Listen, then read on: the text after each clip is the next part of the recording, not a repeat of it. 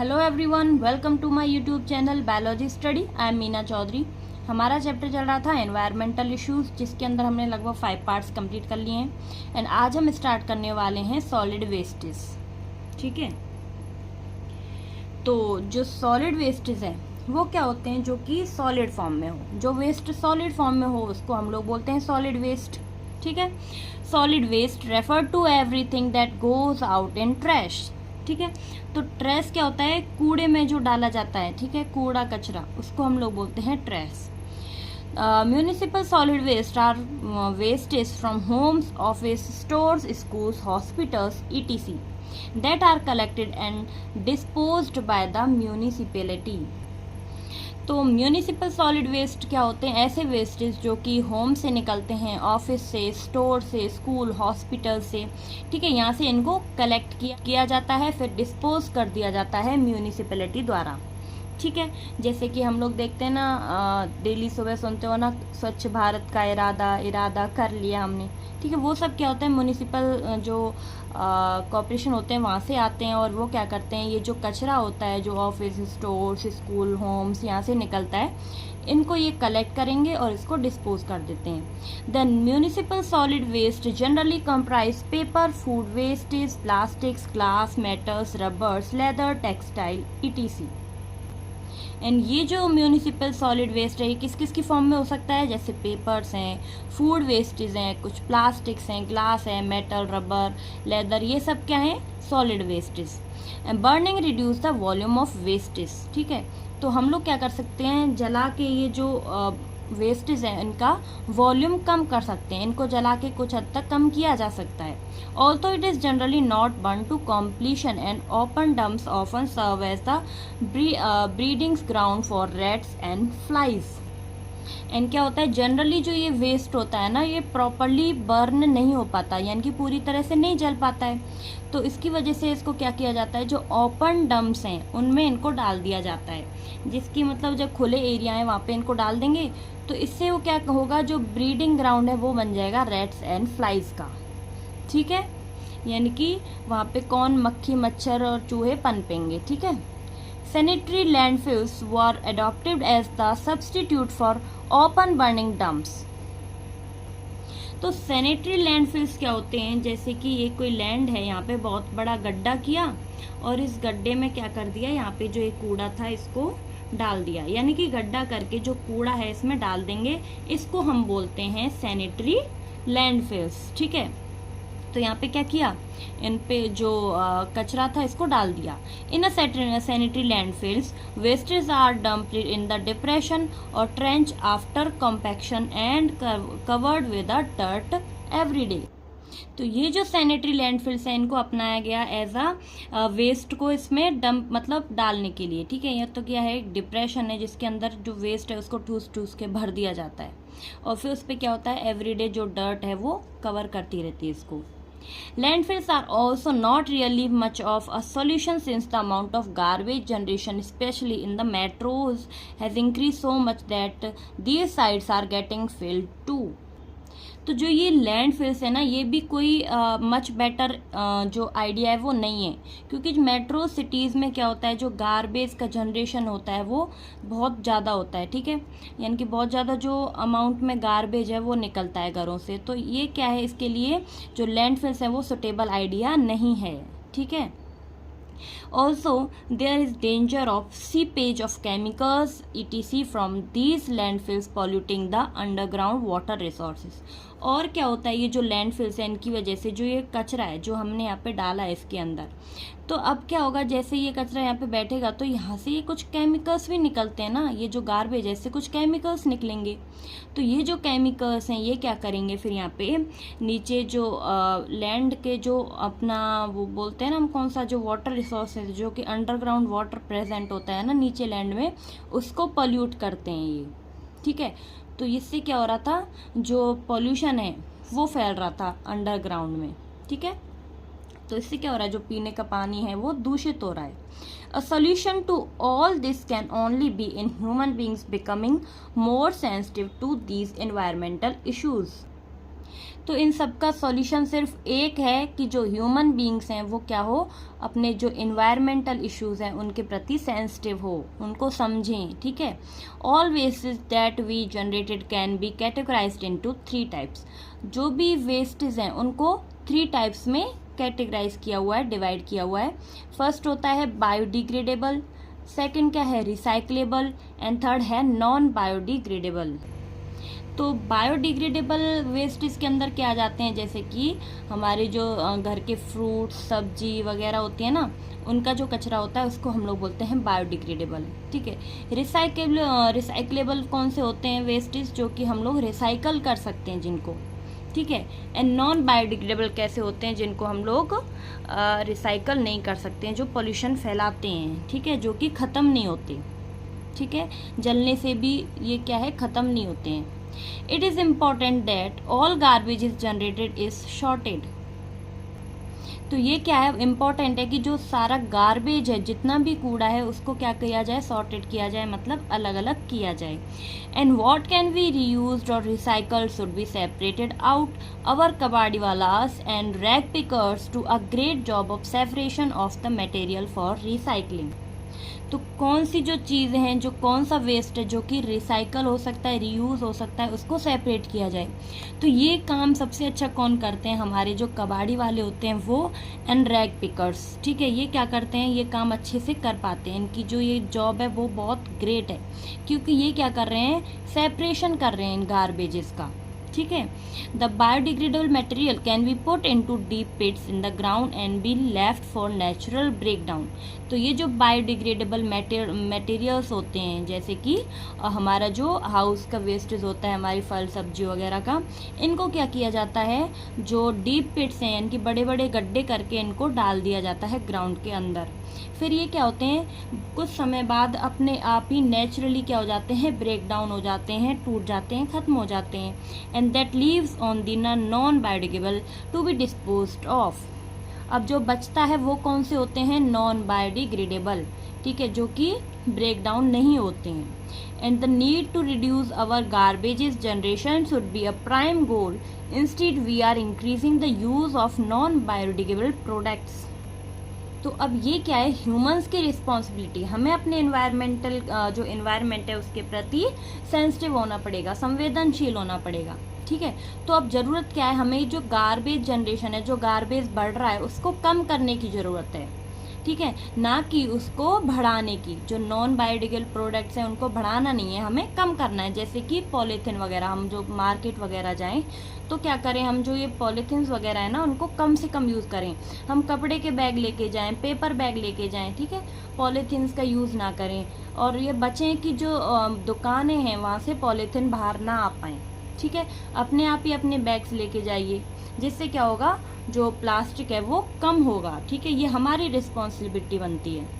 Just pick any readymade packet of any good quality eatable, say a biscuit packet, and the sturdy packaging do you see the number of protective layers used. Note that at least 1 layer is of plastic. तो अब क्या है, हम देखते हैं कि कोई भी जो रेडीमेड पैकेट हैं, जो भी हम जैसे एक बिस्किट का पैकेट खरीद रहे हैं, तो हम देखते हैं उनमें एक प्रोटेक्टिव लेयर प्रेजेंट होती है पैकेट के अंदर। जैसे कि देखते हो ना, बहुत डिफरेंट टाइप्स की बिस्किट आती हैं, उनमें अंदर भी ऐसे करके जो प्लास्टिक का वो रखा होता है, उसके ऊपर भी प्रोटेक्टिव कवरिंग के एक जो लेयर है पॉलीथीन की वो लगी होती है। तो ये क्या कर रहे हैं, जो प्लास्टिक है उसको बढ़ा रहे हैं ना। And we have started packaging even our daily use products like milk and water in poly bags. ठीक है, तो हमें क्या करना है, जो हम जैसे मिल्क भी लेने जा रहे हो ना, तो आप वो पॉलीथीन के लिए उसको एक्स्ट्रा पॉलीथीन मत मांगो। जैसे ये पैकेट है मिल्क का, आप क्या करोगे, इसको रखने के लिए एक और पॉलीथीन मांगोगे। तो ऐसा ना करके आप यहाँ से पकड़ के इसको अपने आप भी लेके आ सकते हो घर पे, ठीक है। तो इससे क्या होगा कि जो पॉलीथीन है वो दुकान से बाहर नहीं आएगी, और हम लोग क्या है, अपना जो प्लास्टिक है उससे बचा सकते हैं एनवायरनमेंट को, ठीक है। In cities, fruits and vegetables can be bought packed in beautiful polystyrene and plastic packaging. We pay so much and what do we do? तो हम क्या कर रहे हैं, जो भी हम फ्रूट्स एंड वेजिटेबल्स खरीद के ला रहे हैं अच्छे से जो पैक्ड हैं, ठीक है, पॉलीथीन प्लास्टिक बैग्स में, वो हम क्या कर रहे हैं, हम लोग क्या कर रहे हैं, उनको अच्छे से पे कर रहे हैं, अच्छा पैसा दे रहे हैं। तो हम पैसा तो दे रहे हैं लेकिन जो पॉलीथीन है उसको बाहर लेके आ रहे हैं, हमारे एनवायरनमेंट को पोल्यूट कर रहे हैं, contribute heavily to environmental pollution, जिसकी वजह से हम क्या कर रहे हैं, हमारे जो एनवायरमेंटल पोल्यूशन है उसको बढ़ा रहे हैं, उसमें कंट्रीब्यूशन दे रहे हैं। State government across the country are trying to push our reduction in use of plastics and use of eco friendly packaging. तो हमारी जो गवर्नमेंट है वो क्या कर रही है, ट्राई कर रही है ये जो रिडक्शन है प्लास्टिक बैग्स को, इनको कम करने के लिए, और यूज़ क्या करने, इको फ्रेंडली पैकेजिंग का यूज़ करने के लिए जो गवर्नमेंट है वो प्रोत्साहन कर रही है, वो बढ़ावा दे रही है। We can do our bit by carrying cloth or other natural fiber carry bags when we go shopping and by refusing polythene bags। तो हम क्या कर सकते हैं, हमारे साथ हम कपड़े का बैग लेके जा सकते हैं या फिर नेचुरल फाइबर का हम लोग बैग अपने साथ कैरी करके लेके जा सकते हैं मार्केट में जब हम लोग शॉपिंग के लिए जाएं, जिससे हम क्या करेंगे, जो पॉलीथीन बैग्स हैं उनको रिफ्यूज़ करेंगे, ठीक है, उसको नहीं यूज़ करेंगे। Hospitals generate hazardous wastes that contain disinfectants and other harmful chemicals and also pathogenic microorganisms। तो हॉस्पिटल्स में क्या होता है, हैजार्डियस वेस्ट जो है वो निकलता है, यानी कि जो खतरनाक वेस्टेज है वो निकलते हैं, जैसे कि disinfectants and other harmful chemicals, जैसे कि सिरिंज होगी जो कि किसी इन्फेक्टेड पर्सन ने यूज़ की होगी, कुछ केमिकल्स हो गए, ये सब कहाँ से निकल रहे हैं, हॉस्पिटल से, ठीक है। तो इसकी वजह से क्या होता है, कुछ जो पैथोजेनिक माइक्रो ऑर्गेनिजम्स हैं वो पनपते हैं, and such waste is also require careful treatment and disposal. और ये जो वेस्टेज हैं ये किसकी इनको ज़रूरत है, केयरफुल ट्रीटमेंट और डिस्पोजल की, and the use of incinerators is crucial to disposal of hospital waste. तो इसके लिए यूज़ किया जाता है इंसिनरेटर्स का। इंसिनरेटर्स क्या होता है, एक ऐसा मशीन सी होती है, इसमें क्या होता है, ये 1300 डिग्री सेल्सियस तक जो टेम्परेचर है वो हो सकता है इसके अंदर। तो इसमें क्या किया जाता है, ये जो सिरिंज हैं, जो वेस्टेज हैं, इनको यहाँ पे बर्न कर दिया जाता है, जला दिया जाता है, इसको हम लोग बोलते हैं एरोबिक बर्निंग, ठीक है। तो ऐसे हम लोग क्या कर सकते हैं, केयरफुली ये जो हैजार्डियस वेस्टेज को ट्रीट कर सकते हैं, डिस्पोज कर सकते हैं। Irreparable computers and other electronic goods are known as electronic waste, ठीक है। अब जो हम लोग रिपेयर नहीं कर सकते ऐसे कंप्यूटर्स और कुछ जो इलेक्ट्रॉनिक सामान है, जैसे अपने चार्जर वगैरह हैं, कुछ सेल्स हैं, ये सब क्या होते हैं, इलेक्ट्रॉनिक वेस्ट होते हैं, ठीक है। E waste are buried in landfills और इंसिनरेटर्स। तो ये जो ई वेस्ट है इसको कहाँ पे जलाया जाता है, लैंडफिल्स में या फिर इंसिनरेटर्स में, जो कि ये होता है, ठीक है। And over half of the e-waste generated in the developed world are exported to developing countries, mainly to China, India and Pakistan, where metals like copper, iron, silicon, nickel and gold are recovered during recycling processes। तो पूरे world का जो half of the E waste है, जो electronic waste generate हो रहा है ना, उसको कहाँ पे एक्सपोर्ट कर दिया जाता है, डेवलपिंग कंट्रीज़ में, जैसे कि चाइना, इंडिया, पाकिस्तान, यहाँ पे, ठीक है। जहाँ से क्या होता है, ये जो मेटल्स हैं जैसे कि कॉपर, आयरन, सिलिकॉन, निकल, गोल्ड, इनको रिकवर कर लिया जाता है रिसाइकलिंग प्रोसेस से, ठीक है। तो हम बोल सकते हैं कि जो रिसाइकलिंग है वो क्या है, एक बेस्ट सॉल्यूशन है ई वेस्ट इसका, ठीक है। तो ई वेस्ट को हम लोग रिसाइकल कर सकते हैं। Unlike developed countries which have specifically build facilities for recycling of E wastage, recycling is developing countries often involve manual participation, thus exposing workers to toxic substances present in e-wastes। तो जो ये developed country है ना, उनमें ऐसा नहीं होता है। डेवलप्ड कंट्रीज़ में क्या होते हैं, कुछ फैसिलिटीज़ प्रेजेंट होती हैं, ये जो ई वेस्ट है इनको रिसाइकल करने के लिए कुछ मशीन्स होती हैं इनके पास, ठीक है। तो मशीन के द्वारा क्या किया जाता है, ये जो ई वेस्ट है इसको रिसाइकल कर लिया जाता है। जो डेवलप्ड कंट्री हैं जैसे कि अमेरिका, रशिया, ठीक है, इधर में क्या होता है, जापान, तो यहाँ पे क्या होगा, ये जो डेवलप्ड कंट्री हैं इनमें रिसाइकल किया जाता है ई वेस्ट को, कैसे, मशीनों के द्वारा। तो जिसकी वजह से जो वर्कर्स होते हैं, जो आदमी होते हैं ना, वो क्या है, इनके कांटेक्ट में नहीं आते हैं, ये जो टॉक्सिक सब्सटेंस हैं इनके कांटेक्ट में ना आके ये अपने आप को बचा सकते हैं, ठीक है। तो यहाँ पे क्या है, मशीनों के द्वारा काम होता है।